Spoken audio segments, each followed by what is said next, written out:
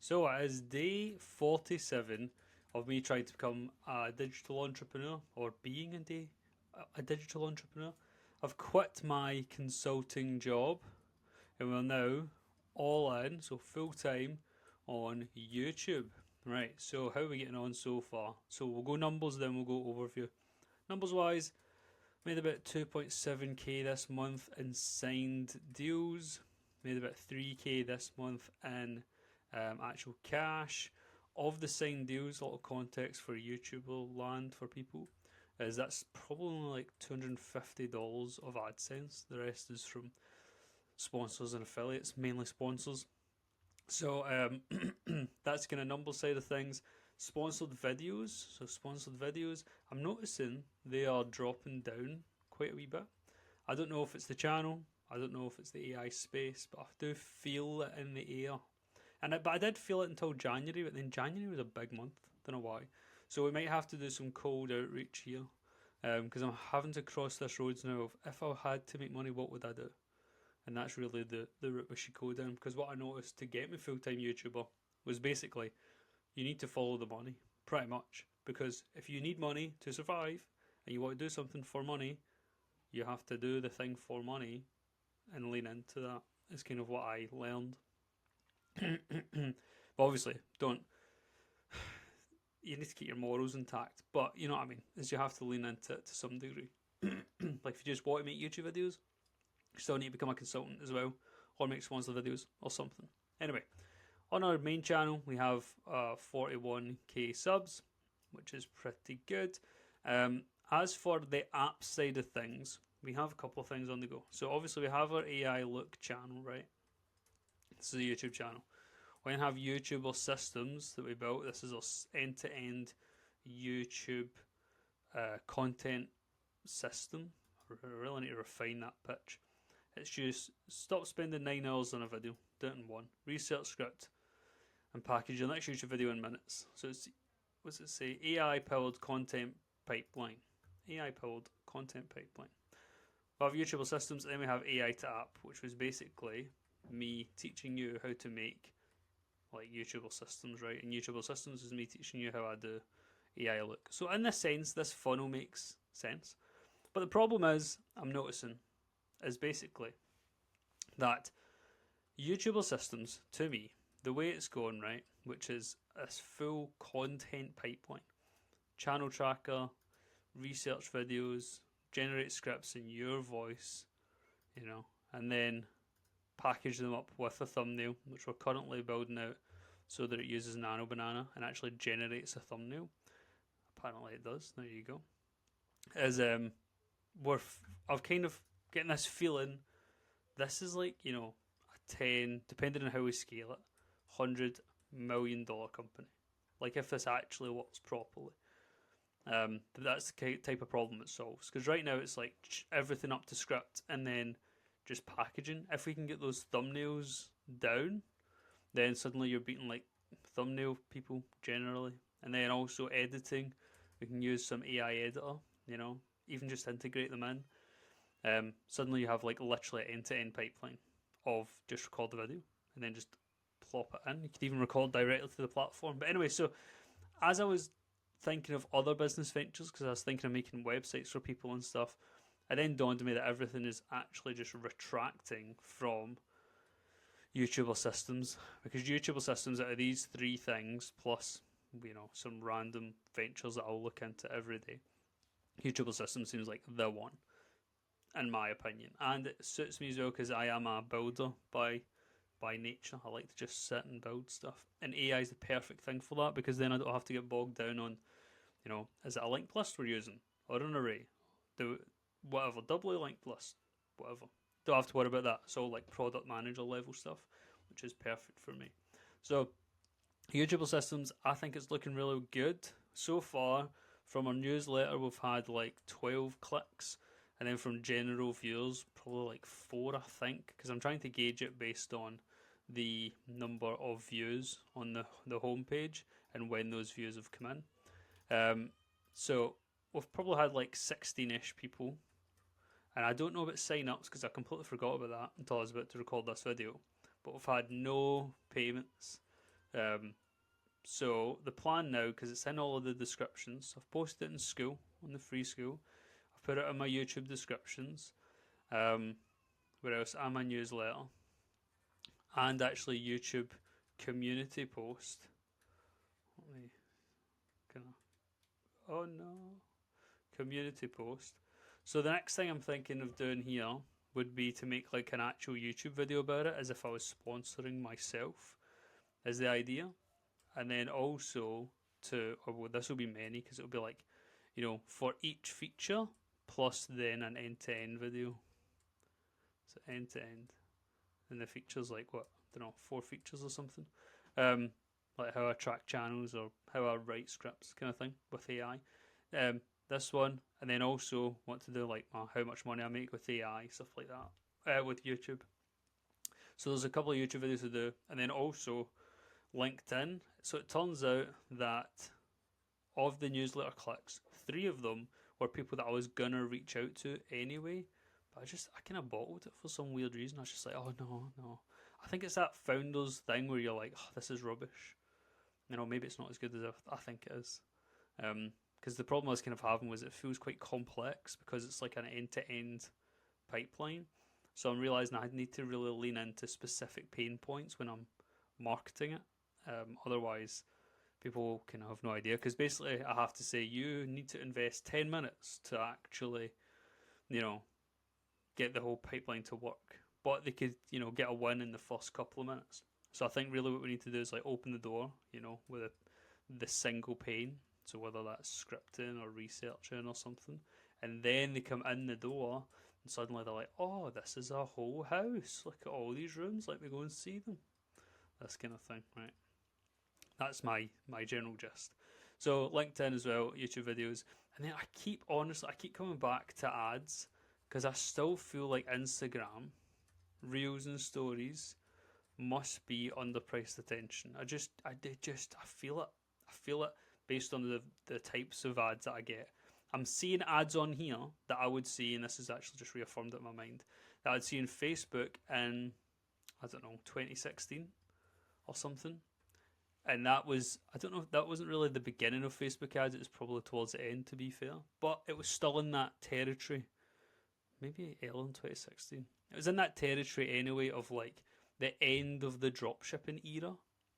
And I feel that same kind of thing on Instagram ads, that they're that same level of complexity, these ads, which to me just demonstrates that they're so new and so underpriced that they're definitely worth it. So I kind of want to do this kind of thing. I've got a few ideas for like shorts I want to make, and then I can just promote them. But essentially I just need to kind of nail this down first, get some actual people to comment back, reply back. So yeah, YouTube videos, LinkedIn and stuff. So I have all that, and then also we have AI look, right? So we're running the channel, and that's fine because this channel needs to be run, or ran, or whatever. But AI to app now is kind of becoming this weird locker. So AI to app, probably this was the problem, but for my newsletter, and for my LinkedIn post, and for my community post, I thought it was something. Newsletter, LinkedIn, community post, and school. See, school. Oops, I did jump away to say bye bye to everybody for the day. But yeah, so I done this double release of this and this on the same ones, right? And I think the problem from that, and I'm noticing it when I was recording my mid rolls and end roll, was basically that it becomes what are people expected to do? You're like, are you this thing that does this thing and needs this? Well, why don't you use YouTuber systems? Or if you're actually someone completely different, you can go here, which actually has its own thing here. So it doesn't actually doesn't make any sense really. So it'll be like, oh, by the way, this channel is using AI. To use AI in this channel, I've turned it into a system, which is now a SaaS product, and you can go check it out. Also, if you want to make your own SaaS, you can go and AI to app. When really that's, have you always wanted to build an app? and you want to try and use AI, but it's just so hard to get it really published. Well, check out AI to app, blah, blah, blah. So it's actually two completely different products. Now, the problem with this here is AI to app has free trial on, so people can join for free, but no one has joined. Right? I haven't really used it as a mid-roll, but I did do the kind of official release.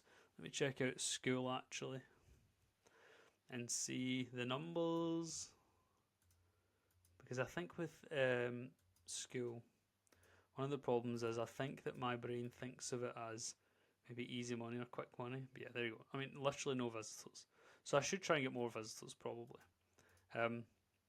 But I think I would like to do AI to app because it's like teaching people how to do stuff, and it's kind of funnels in some sense from YouTuber systems. But the problem, honestly, the problem becomes then, first of all, if I'm going to make a community, I should be making a community like of YouTubers using AI or something, and then funnel those to YouTuber systems.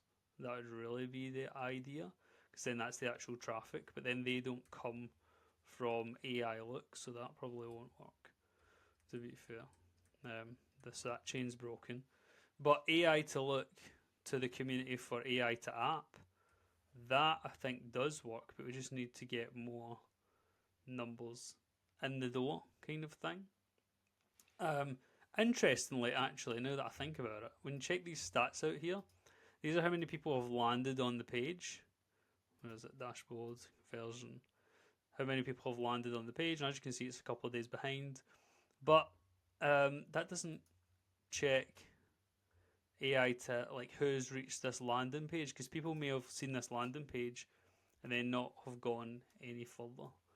Let me see live actually. Right, so we're live. Basically, I want to see how many people have actually hit this website. So, I think these are bots, aren't they? These try to get my stuff. These are all bots. So that's bots, I think. But all this other stuff, I think each of these, 824, let me see, scroll down, get, I think that might be normal. Nah, robots. Oh, honestly. See, this is a problem people have with AI who run websites, is the AI just goes and scours the web and scrapes stuff. But the problem is you have to give them information. So they come to get it, that you have to then give it to them. That's the whole essence of traffic. And as traffic scales up, so users scale up, you have to have more resources to serve this number of users.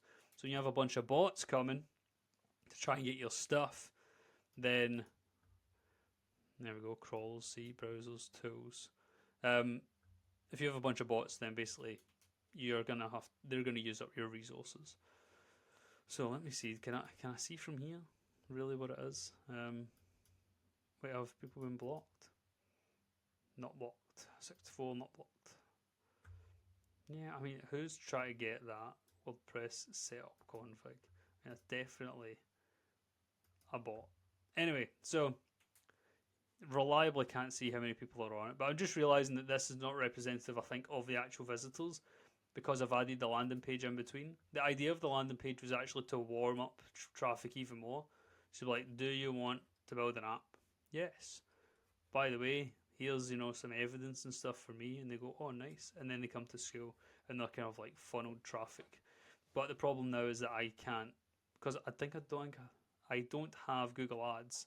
I think it's something to do with terms and conditions and stuff and cookies in Europe and UK. I'd have to do some analytics and tracking and stuff. Honestly, it's a nightmare, the regulation stuff. It actually only hinders small companies. It's crazy. They say that they put regulations like that in place to protect people against corporations.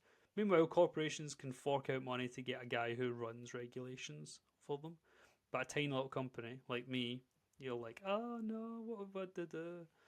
So that's just to crush the little man. Anyway, so this here is a black box. I don't know how many people are coming here. I only get to see this, whereas I should get to see this. So I might just kill the landing page for the time being and then track how many visitors come directly to school. But anyway, yeah. So we'll see, because I think people don't understand that it is going straight to school, which might be detrimental because we have zero. But anyway, it begs the question, which was the whole point of me going round all this rabbit hole malarkey, was, can you reliably do two things at once? The answer is no. So, I like to think Alex Hormozi always said, which was one of the saddest things about, you know, whatever the words that he uses, but essentially the saddest thing about maturing in business is realizing that to do something great, you can only really do one thing at a time, and you only really get like 4 shots in your actual lifetime to do something massive because of how long it takes to build it and do the stuff and, you know, mature it and whatever. And so having that realization, I get it with this now, which is, you know, I genuinely think, just off the top of my head, this could 100% be a million annual recurring revenue, you know, honestly in 3 to 6 months if done properly. I don't see why not, because it's an end-to-end system. It should be usable for every single person who uses or who makes YouTube videos. AI to app, you're constantly fighting with, because it's non-proprietary really. You're fighting against other educators, and realistically, I honestly think you'd be looking at something like, if you even look at our closest competitor, I think he makes 50k a month, and even that's him, you know, this is his job, so 50k a month would be, you know, 600 a year, and that would be, his job would be doing this, and he's constantly updating the course and stuff, the same way you would for this as well, you know, you're always updating that as well, but I'm just meaning, suddenly, I just think that the scalability of the SaaS just seems to be the best thing here, and it seems to have the clearest differentiator from my perspective, because AI to app, I do worry because I get this problem all the time, which is I'm like, oh my gosh, how do I do this thing? Then I figure out how to do it and I'm like, hey, that's easy. Then the next step is, let me teach people how they can do it themselves. And then the fourth one is, wait till I go with this colour and we'll do a little sad look. And the fourth one is, why would anybody buy my thing? Because it's actually really easy. Because I completely forget how hard it really was at the beginning, all the pain points. So yeah, that's why like AI to app, I start to then lose faith when I'm like, would anybody even buy this? Is this just a glorified YouTube video? Maybe I need to add some more stuff then, blah blah blah. But yeah, so I think based on my current audience, AI to app would be the way to go. This here. But if I look at even just the number of clicks just from my newsletter, newsletter is interesting because it's all builders, and even still, YouTuber Systems was clicked more times, which kind of validates the market in some regard. Let's see actually if there are any sign-ups, and then we'll bounce for today.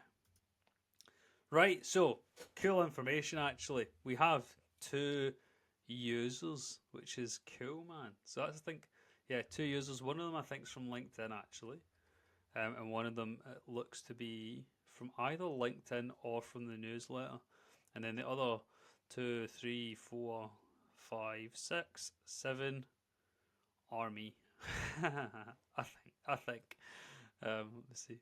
When were they made? Yes, they are all me. But 2 users. Hey, that's so cool. 2 users. That's cool. So I'll reach out to them and see. Right. So we have another strategy then for this, which is LinkedIn, reach out, YouTube videos to be made, and then we have current users reach out. So the current users reach out, there's 2, current LinkedIn, there's 3, this one obviously, there's 0 so far, but we have honestly like an infinite number of videos to make, so I think we should just get on with that. I think AI to app should just live probably as it is right now. Honestly, maybe we should just make a school community free one for YouTubers who want to use AI for YouTube. Honestly, maybe a better idea. Oh, maybe. I think we do need to go all in on one of them, if I'm honest. And I think YouTuber Systems is the one that I feel best about going all in on. This is the one I'm getting pulled towards. This is the one where I'm like, this is it. This is it. Right, cool. I'm going to go now. I'll see you later. Don't wish me luck. Just stay safe. See you later.